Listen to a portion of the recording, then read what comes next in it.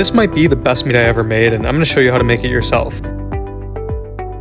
I am starting off with fresh strawberries for this batch, and I haven't tried using other fruits using the method I'm showing you today, but I'm sure you could use any fruit you want and the results would be just as good. So what we're going to do here is first make a strawberry syrup. Usually when you'd make any sort of fruit syrup, you'd mash the fruit, simmer it with sugar until it gets nice and thick, but for this I'm going to skip the sugar since we'll be adding honey instead. I'm using my 1 gallon mead kit, which I'll link in the description, and so for this recipe I used just about 3 pounds of berries, which honestly seem to deliver the perfect level of fruitiness, but you could definitely play around with those ratios however you'd like.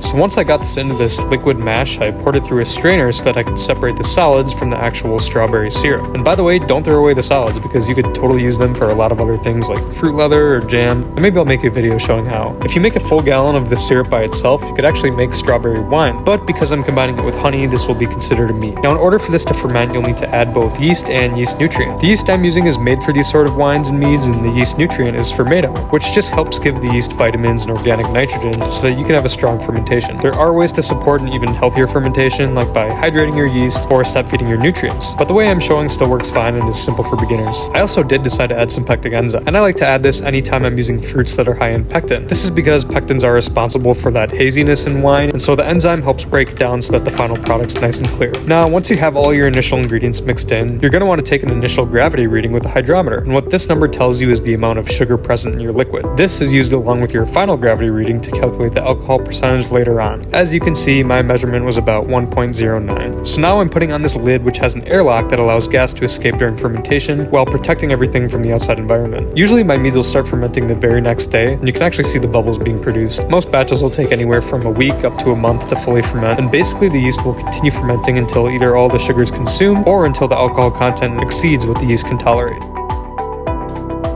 Now, this batch cleared up very quickly thanks to that pectic enzyme. Usually it takes a few months to get this sort of clarity, but at this point I'm at about 4 weeks, and now we need to verify that fermentation is complete. And for that we'll need to take another gravity measurement. It should have dropped somewhere near 1.0, and I recommend taking a few measurements a few days apart to make sure that the number doesn't change. That's how you verify fermentation is complete. Now, using our initial gravity and final gravity, we can multiply the difference by 131.25, which is the magic number in home brewing, and we can see we are just under 12% alcohol. But hold on, because that is going to change. So it's always important to give your mead a taste and see what's needed to make it perfect for you. In this case, I enjoy the fruitiness of the strawberry, but it could use some floral notes, and I do think it would benefit from some sweetness. So I decided to add some dried rose petals to a brew bag, which I'll steep for a few weeks and remove when the flavor is where I want it. Also, it doesn't need to be rose. This is the best time to add any sort of spices or flowers you want, depending on your recipe.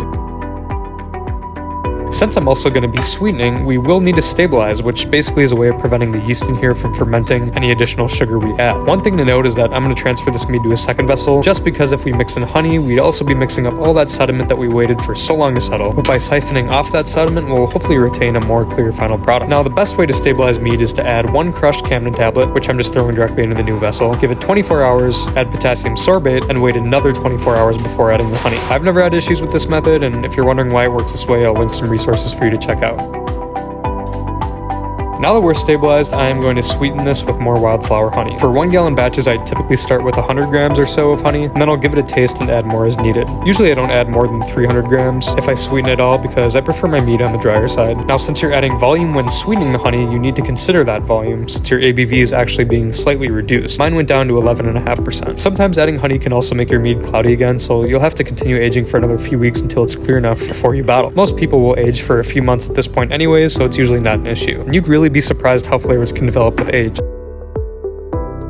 When you decide to bottle, once again, make sure everything is sanitized. For bottles, I'll usually just add some sanitizer solution directly inside and dump it out, but also run it through your siphon. Bottling itself is pretty simple, and you're probably comfortable using the siphon at this point, but you can also practice siphoning with some sanitizer too. I have to admit, I was a bit surprised at the color of the final product. I was hoping it would be a bit darker, but that's okay because the taste and aroma are certainly redeeming qualities for this batch. Getting this corked is my favorite step. It's just so satisfying, but similar to siphoning, it takes some practice. You can usually adjust the depth of your corker, so you have to practice on some empty bottles until the corks are seated at the correct depth. As you can see, I didn't do this, and it took a few adjustments to get the corks flush. So finally, I added these little labels which just have the type and ABV, and of course I had to have one celebratory glass. I can't emphasize enough how good this turned out. It's incredibly smooth, now has some delicate floral notes, very fruity, and has just enough sweetness to make this one of my favorite meads yet. So please follow along, ask me questions, and let me know what you want to see me make next.